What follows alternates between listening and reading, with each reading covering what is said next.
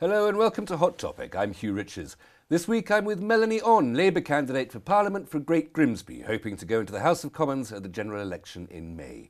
She's a local Grimsby woman, in recent years regional organiser for the union Unison in Yorkshire and Humber.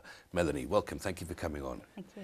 In your union capacity, rather than your parliamentary capacity, Unison has been organising a strike this week.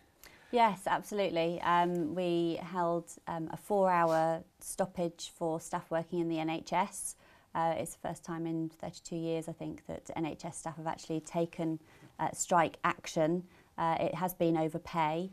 I think that this is, it was a day that has been building for quite some time, to be honest, and particularly in Grimsby, the concerns over restructures, which staff were assured 4 years ago by the Tories there would be no top-down reorganisation. Lo and behold, there was a top-down reorganisation. It's affected staff on the ground quite heavily because there's been changes to job descriptions, there's been downgrading, so people have lost money doing effectively the same job that they've always done. So people are really feeling the pinch, they're feeling under an awful lot of pressure, they're short-staffed, and Monday's action really was the culmination of that. But a 4-hour strike, that's not going to make much difference, is it really? It's not really a great blow to the NHS. Well, I think actually in NHS services it is a blow, and I think that it's about the numbers of people that were prepared to take action on the day, and we saw significant numbers out on the day. I was on the picket line in Grimsby at the hospital, and I was part of a picket line of about 50 people. It was a great turnout, unusual to see so many people in the NHS, particularly because of the nature of the profession. You know, they care about their patients. They don't want to leave them at risk of having any kind of further illness or injury as a result of them taking strike action, because that's not the ethos that those members of staff have. Well, still, it's going to be less of an inconvenience to the Secretary of State for Education and the Chancellor of the Exchequer than it is for the poor lady who has to cross her legs for 4 hours before she has a baby. Secretary of State for Education? For health, forgive me. Yeah, well, Secretary of State for Health. I mean, midwives were out on strike too. Midwives have never taken strike action, and if the Secretary of State is not understanding, therefore, how significant that action was for the Royal College of Midwives to join in the action with Unite, GMB and Unison trade unions, then really he's completely misunderstanding the role of the work that those individuals undertake. Midwives are absolutely at breaking point. I've been conducting meetings with GPs in Grimsby about the services that they are expected to offer under ever tighter constraints, budgetary and staffing wise, that they're struggling to recruit, they're struggling to deliver the level of service that people are expecting.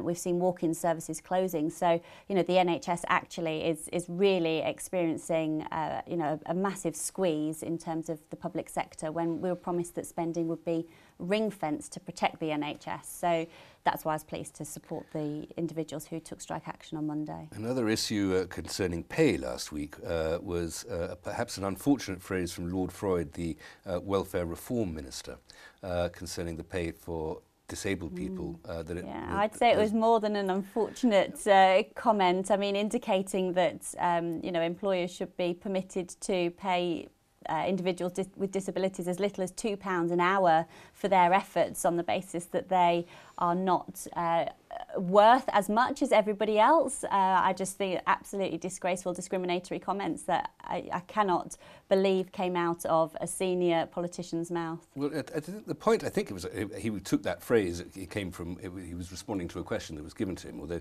it was a very infelicitous use of words, wasn't it? But the point is that if my disability meant that I were not able to generate £6.50 worth of labour in an hour, of work to a value of £6.50 in an hour, and £6.50 is the minimum wage, then I am automatically unemployable, aren't I? Well, I think that there needs to be some understanding really from employers about, you know, the kind of work that people are able to do. Now, Care for All is a social enterprise that operates in Grimsby, and I went out, they were doing a clothing drive. And as part of that, they took me out to some of the different activities, the day centres that they run, and I met some of the staff. And they employ people with disabilities, and I was talking to them, and they were saying that, you know, the jobs that they're doing now are incredible. the energy that they put in, the time and the commitment, they go above and beyond what their job description requires them to do. They could not get employment outside of that social enterprise. So that required the employer to be prepared to give somebody an opportunity where other employers were not prepared to give that person an opportunity. So I think it's about a mindset. Does Care for All pay the minimum wage? Care for All pays the minimum wage. Of course it does, and yeah. Where does Care for All it's a legal requirement to pay the minimum wage. And where does Care for All get its money from? Well, it's social enterprise, so it varies. Some of it does come from local government because they're picking up local government services, but also they fundraise to make sure that they can employ people. If you're a business that is trying to make money by commercial activity rather than being given money as gifts or by government, then you can't afford to pay £6.50 for an hour's work that doesn't produce £6.50's worth of benefit to your business. Well, I don't think that that's the case at all, because I think that that's making assumptions about people's abilities and capabilities. No, and I think it's not. Forgive me, I'm not making assumptions about the people at all, to whom I offer the most tremendous respect. I'm making assumptions about their ability to produce labour of a certain value per hour, and I'm making an assumption that ability will be limited, and I'm making that assumption on the basis of the word disability. Now, it may be that a disability has absolutely no relevance to how productive one can be at all, but I'm suggesting that with a minimum wage of £6.50, it's rather rough on people who, through no fault of their own, can't produce work to the value of £6.50 an hour. Well, I just don't agree with that, to be perfectly honest. And I've been, I was listening to the radio on the way over here, and there was somebody who is disabled themselves and makes a point of ensuring that they employ disabled people, and their experience of people with every kind of disability in their business, from autism to deafness to visual impairment, said that above and beyond, the concerns tend to be by employers about excessive sickness, and things like that, and he has not found that to be the case, being an employer that employs both able and disabled individuals. Was it not a little bit of a storm in a teacup last week with all this, and it was an awful phrase, but there's a fairly wide consensus across all the political parties that if the solution to this is to have a top-up payment, a benefits payment that brings the wage up to £6.50, because everybody deserves at least that if we're equal before the law, as you pointed out, and so the employer doesn't have to provide all that money, that the benefits then make sure that everybody does start off for their labour per hour at that basic rate. There's not really much disagreement about that, is there? I don't think that employers necessarily take advantage of the help that's available to them to support disabled people into employment. There's access to work support, and I don't think that many employers actually use that as a benefit. I think that I would rather see employers giving people an opportunity, and having seen it firsthand, somebody with Down syndrome working at Care for All, doing a little bit of work that matches their capabilities, that is not excessive, and gives them a huge amount of self-esteem, gives them a little bit of their own money in their pocket that they've gone out and earned, and gives them that level of self-respect. And I think that is ideal. And I used to work at a blind charity, and attached to it was a factory, a part of the Remploy scheme. Those have been shut down now, but that was an ideal opportunity in a really supported environment for people with various disabilities, but mainly visual impairments, to be able to undertake a job that made them independent. It didn't just leave them sat on the sidelines, and that's something that I think is, as a society, we should be prepared to invest in. I'll move on to a slightly more detailed and specific point that might be regarded as discriminatory. Your predecessor as Labour candidate and sitting Labour MP for Great Grimsby, Austin Mitchell, has been making some disobliging comments about women's role in the House of Commons. I don't know if you'd agree with them. No, I don't agree with them, funnily enough. I mean, Austin has said that he was misquoted, or his comments were taken out of context, and I'm pleased if that is the case, because I think that having women in all senior roles adds to the value of business, and I think it adds to the value of Parliament, and so it's a vital role. He said something about the debate in the chamber of the House of Commons lacks a certain amount of bite, or a certain amount of sharpness and edge. but because of a feminine element. Now, I think. Well, my opinion is interested in my opinion, but do you think that's the case? I mean, well, I think that what I hear so much from people is when it comes to watching, for example, Prime Minister's Question Times, people do not like the shouting and jeering across. I love it. Well, it's a matter of opinion. Most of the time I hear people saying it just sounds like a load of boys in the schoolyard all shouting insults across the room at one another. And so if having a female presence softens that and makes it, more discursive rather than aggressive, then that's something that I would welcome. But I don't necessarily agree that all women are, kind of. Wasn't there also a reference about Camé soap adverts? I don't necessarily think that all women are so soft and obliging. He also made comments about the all-women selection, all-women shortlist for the candidacy, which may be a slightly more serious point about that there is a degree of discrimination, whether or not it's helpful in terms of statistics and numbers of candidates standing in any party. It's still, in one way or another, a degree of discrimination, isn't it? Well, it's positive action, not discrimination. There's law specifically enshrined, brought in by the Labour government to ensure that representation of women in Parliament is increased. Maybe we continue with that after the break, Melanie. Okay. Forgive me, we'll have to break there. Please join us after these short advertisements.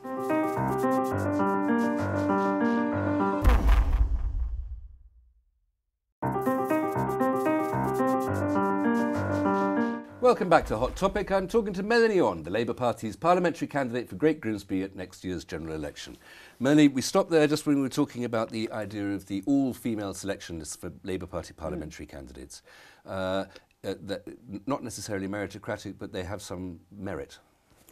Yeah, I mean, I don't think that anybody's going to say people like Yvette Cooper don't have skills and capabilities. I mean, she was Secretary of State for Home Affairs, so she was selected on an all-women shortlist. It's about giving women an opportunity in what is traditionally a male-dominated area. She is sleeping with the Shadow Chancellor of the Exchequer. I don't think that that's what it required. That's true, but there's not necessarily, that doesn't necessarily get you the best person. It gets you a good person, no doubt, but it doesn't necessarily get you the best person. And I would say that open selections don't necessarily get you the best person either. Margaret Thatcher a role model? No. No? What a surprise. Not at all, no. Want to move to slightly more local issues within Grimsby. You've created an employment charter. You've been advocating the employment charter. Just tell me a little about the details of that. That's right. I mean, I think that one of the biggest concerns, and it has been a concern for a very long time for people in Grimsby, has been about jobs. And when you talk to people about those jobs, it's about the quality of jobs that there are available in the area. And I think that we've got a real issue with generally low pay, insecure, agency-driven jobs, within our economic sector here. So one of the ideas really behind the Employment Charter was to try to bring together the Council, the Chamber of Commerce and the Trades Council, obviously, which represents workers, together to talk about building an Employment Charter for Grimsby, which would ensure that Grimsby starts making its way towards becoming a living wage town rather than a minimum wage town, that employers do not use zero-hour contracts and certainly don't abuse the principle of zero-hours contracts, that we support the local economy and that we champion Grimsby. And they're common sense ideas as far as I'm aware, as far as I'm concerned, and think that it would be good and positive for people in Grimsby to know that somebody is coming up with ideas that hopefully in the future will see Grimsby prosper. But parts of that, there's that employment charter then, that rule against zero-hours contracts, there's short-term contracts. That's going to make employers less happy to employ people in Grimsby if they have to obey those rules. Those jobs, unrewarding or less rewarding than they might be as they are, will be going to towns and areas outside the Oise, and those jobs will be going away.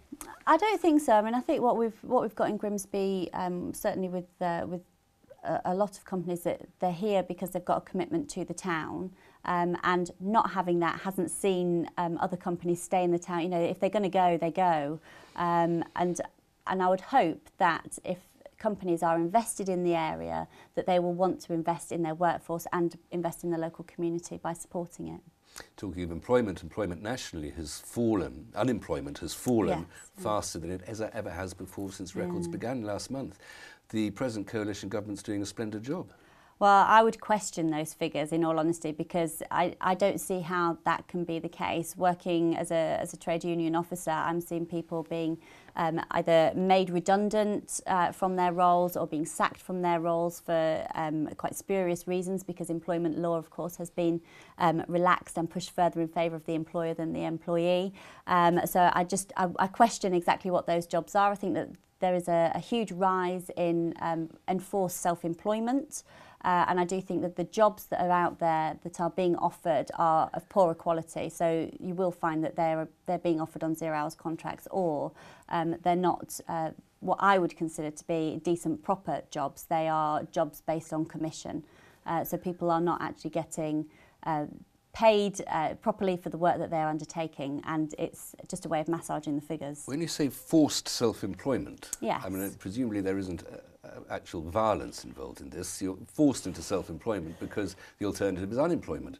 Yeah. But that's the reason we're all forced into any kind of employment. Well, the idea being, well, if there are no jobs being offered that are suitable employment at that time, that but an individual has something that they want to do, that they say, well, you can go and do that, but you do it under the guise of self-employment, which puts all of the responsibility on the individual rather than on an employer. And you see that an awful lot with kind of contracted jobs, that people are required to be self-employed for contractors. The Freeman Street tower blocks likely to be coming down in the next little while. Is that a crime against architecture and communities, or is that a restitution of a dreadful 1960s mistake? I think that it's incredibly damaging to the local community, to be quite honest. I think that it's very easy for people from the outside to look at them and say, oh, they're horrific, they look awful, they're a blot on the landscape. But what they don't do is ever go inside and visit the residents and see the kind of community that does exist there. I'm worried about what it actually means for the future of housing provision, social housing provision in Grimsby, bearing in mind that, not that long ago, Shoreline were telling us that people were being evicted, up to 700 people being evicted from 3-bedroom houses because of the bedroom tax. It's just to say that it's Shoreline that owns the tower blocks and wants to bring them down. Yeah, the housing association responsible for them. Telling us that people couldn't afford to stay in 3-bedroom properties, so they were being forced to evict them, and there weren't enough 1- and 2-bedroom properties. Well, in those 6 blocks, there are a huge number of 1- and 2-bedroom properties. Shoreline obviously say that they're not desirable properties, people don't want to move into them, but it's about trying to make Shoreline them. can't afford to maintain them, can't afford to keep them up Well, there. they say that they can't afford to maintain them because people are not prepared to move in there, so they're not getting the revenue from the rent. I say that they've failed to invest in those properties over the last 20 years, and so that's why they're in a poor state. Would you like to live in one of those towers? Well, my nan used to live in one of those towers, so I don't have any problems with it. And having visited the residents of Nelson House on a regular basis, they are warm and they are comfortable and they are accessible properties. One of the things that the council has been spending money on in the last year, an issue that is mentioned so often in this town, is our herringbone Harris Tweed multicoloured paving stones. Are outside the station, a little bit up and down Freeman Street, £6 million. Worth it?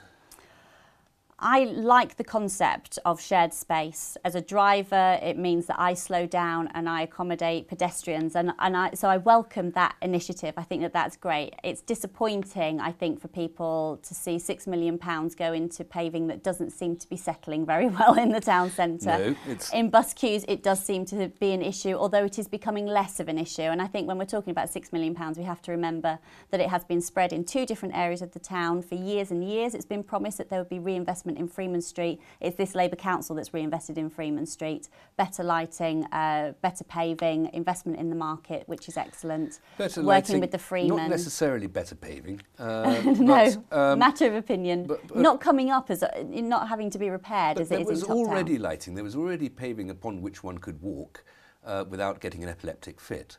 What else would you have I don't spent? think it's been proven that, in fact, the Epilepsy Society have come back and said that there's no evidence to I'm suggest offering a that little there's, poetic license there. But what else would you have used that money for if you were trying to invest in Grimsby? Yeah, I mean, I wish that it had been broadened out, and I don't know the parameters under which they're required to spend, because I think it was a regeneration project. Obviously, it involved the bus station and changing the way that works, trying to make it more accessible for bicycles, and kind of having a bit of a green agenda as well. But I think it's disappointing in the high street to see so many empty properties. Sorry. Forgive me for interrupting, but that money was given from central government to the North East Lincolnshire Council with instructions on how to spend it effectively. Right. Okay. So which just leads me to the next question: what's the point in having local government if it's well, yeah, I mean, only do what it's told by central government? Well, it depends on which party's in as to how much control they wish to. Whether or not you agree with them, but yes. As to exactly how much control they wish to have over a local, over what they can do at a local level and local spend. I do think it's a real shame that if that's what the Tories thought was right for Grimsby, that's what we've ended up with. Because when you go down Freeman Street and there are so many businesses that are boarded up, that it would have been better, I think, to try and offer some kind of incentive to start-up businesses and offer them some kind of rental relief or something like that using that money, and actually try and boost the local economy, because I'm not sure, although it created employment, I'm not sure how it boosts the economy. Edmund Burke told the electors of Bristol that it was your representative's job to owe you his industry, or her industry, not in the 18th century, as well as his judgment, and he betrays you rather than serves you if he sacrifices one to the other, i.e. you don't have to do what your constituents want you to do if you're going to sit in Parliament. You do what you think is right. What sort of parliamentarian would you want to be? A free spirit rebel, or will you be a slave to the whips and following the party line? Well, I've always said that I think that, as a Labour candidate, that I have to do what is right for Grimsby. So in terms of the policies that I'm talking about, it has to be what's right for the town, and that my role is to go and fly the flag for Grimsby and Westminster and try and get its priorities higher up on government agenda. My concern, I suppose, is that, come 2015, you're either going to have a Labour government or you're going to have a Tory government, and it's whose views and opinions and hopes and visions for the town that people are going to put their faith in 2015. And are you ambitious? Are you looking for the cabinet? No, I'm not looking for the cabinet. No, I'll be pleased to get elected. And who would you take as your political hero, as it were, in the present Parliament, in the present? In the present, I thought you were going to ask historically. Well, you can have historically if you like, but I would say Barbara Castle historically. And in the present crop. In the present crop, I think that people like Liz Kendall, who are really raising the issue of older people's concerns and making those a big issue, and supporting that group of people are doing a fantastic job. People like Stella Creasy with Loan Sharks also doing a fantastic job. Melanie Onn, thank you very much. I won't say good luck because I'm an impartial and objective journalist, but thank you very much for coming on, and I hope we see lots more of you again. That's all we have for this hot topic, I'm afraid. Hope you'll join me for another one next week. Until then,